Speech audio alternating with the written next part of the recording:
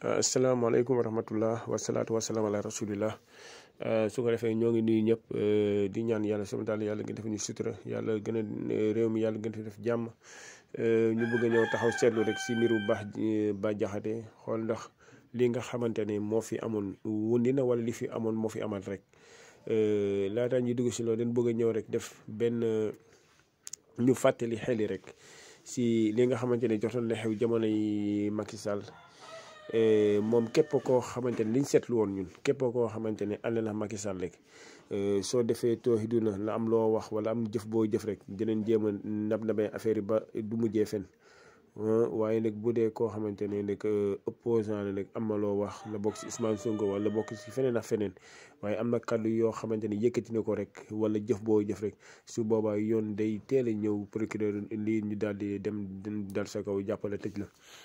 waaw su ko defee nag. loolu ñu joytu ko ba sonn moom si boppam Ousmane Sonko joytu na ko ba sonn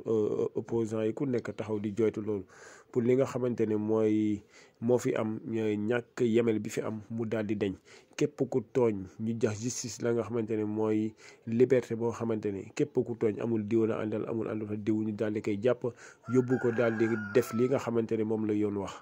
waaw loolu la gars yi doon jooy di mars di def lu ne.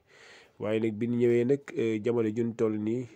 nguur gi daal di changé li nga xamante ne amoon na woon ni am beneen nguur bu bees bi ñëw toog bi mu toogee nag mooy ki nga xamante ne mooy président Diomaye Faye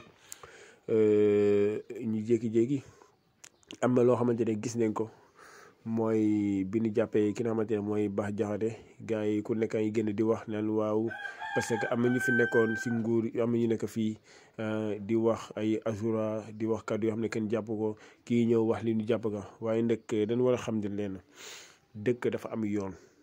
sa yoon suñ ko bàyyiwul mu liggéeyul rek dëkk bi du dox dëkk bu amul yoon du avancé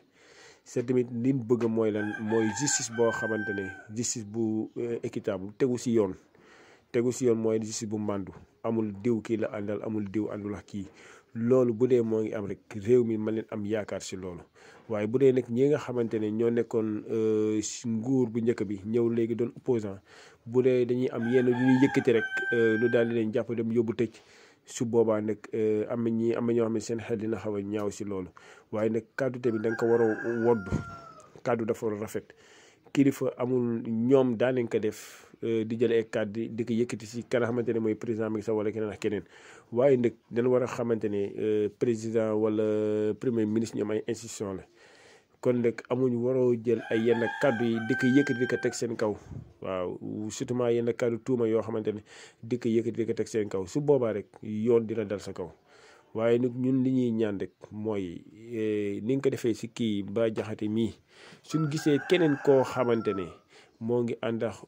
nguur gi nga xamante ne moo fi nekk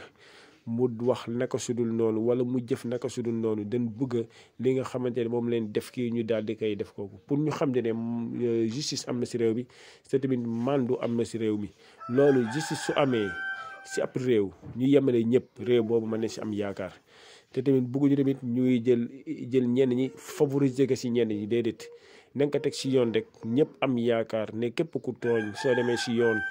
soo demee si yoon yoon bu dee dal la tooñ yoon dina jël lii bi jox la ko waaw ñi ki nga xamante ne moo tooñ ñu daal di jël atte teg ko si kawam loolu leen bëgg sa am nañ si yaakaar incha allah waaye nag bëgguñu gis di fa xamante ne moo fi nekkoon mu daal di fi amaat waaw su ko defee rek di ñaan réew mi yàlla ko def jàmm ay jàngal rek la waaye nag di ñaan yàlla barkeel wasalaamaaleykum wa rahmatullah